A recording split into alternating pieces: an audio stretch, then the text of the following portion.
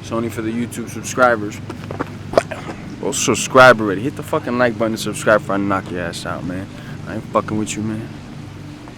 I hear people still talking about your BMF belt. Obviously, you've got it today. There's people out there that want to challenge you for it. I know it's the one of one, and it was supposed to be one night and done, but I got to ask you, do you ever see a scenario where you put that thing on the line against somebody? Somebody wants this one right here, you got to put something up with collateral, something that makes me go, yeah, that makes it worth me putting this up. I'm not just going to put this up for somebody to win and me to not win nothing after I baptize him. You got to give me something if I end your ass, you know? I mean, could like financial or I don't know. It could be financial. It could be many of things. You know, maybe certain individuals don't ever get to speak or do an interview if I whoop their ass the right way. You know, type shit like that. I work for the community, so I know for a lot of us, certain people shouldn't be talking anymore. You said that if you were to put up the BMF belt, Conor or someone else had to put up something else in exchange. So, perfect ideal world for you. What would Conor put up if that belt's on the line? This one here in particular, yeah. I actually gifted this one to my father, so he's very fond of this bad boy. We actually have to ask him permission to take it out. So I'd have to sit down with my dad and be like, what, because he's a gambling man as well, and so I'd ask him, yo, what do we want to take from this fool, because he wants his belt, so what are we gonna, like, bet and stuff, you know? Any ideas, private jet, anything like that? It'd be something of a nice, you know, I'd have a nice kick to it, you know, but it's my dad I'd have to talk to first. I couldn't even come up with those numbers. Well, listen, I'm sure you know that after you today, we'll be speaking with Kamaru Usman. Who?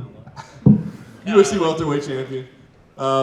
Listen, I spoke to Dana yesterday, and he said he thinks that's the fight right now to make it 170 pounds. It's you two guys for the belt. What do you think about that? Do you feel like that's the right next move for you at this time? I won't say it's not the right move. Usman's a fight. Conor's obviously flirted with the idea of fighting me, and if me and Conor go in the octagon, what happens? It's one of the biggest fights in history. You know, just by math, proving what Conor's been doing. The last couple of fights that I've had, the engagement, the pay-per-views, I broke records with ESPN. So obviously, it's a formula for success. You know, somebody will always have the belt at 170 pounds. So it doesn't really matter if it's Kamaru or not. Conor's a bigger fight. Now, if Conor doesn't do his job or Conor doesn't want to fight after his fight, then we're going to take Usman's head off. So in an ideal world, if Conor wins on Saturday night, you'd prefer that fight over Usman for the belt? Yes, for a fact. We'd smash up Conor and then go embarrass his actor of Usman. Obviously, I want paychecks. I've been fighting 16 years, going to be 17 now this year. So I want to get the most money possible. I have children to take care of. I have myself to take care of.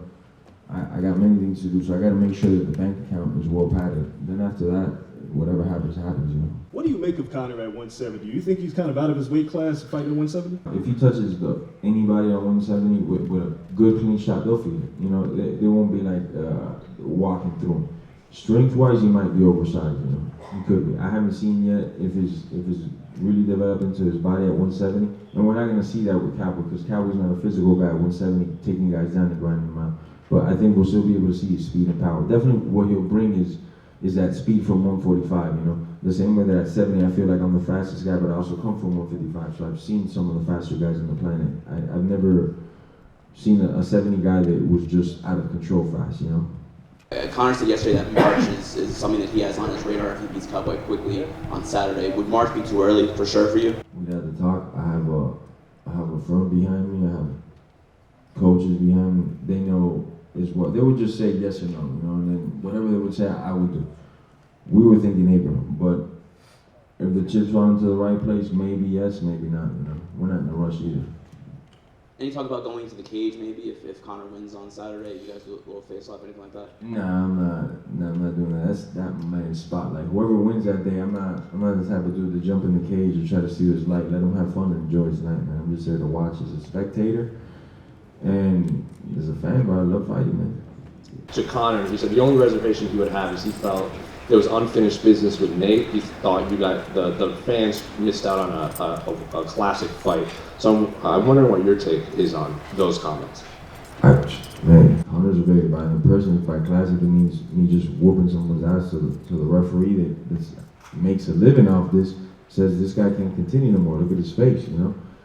I'm in for it though. I won't wait for a rematch or a fight with anybody in particular. Once me and my management decided we're going forth, we're going forth. We're not waiting for so-and-so to get cleared by USADA or somebody to have facial surgeries. Whenever I get cleared, whoever's there that's available for me to fight and get the most money possible, that's whose head's coming off. Easy.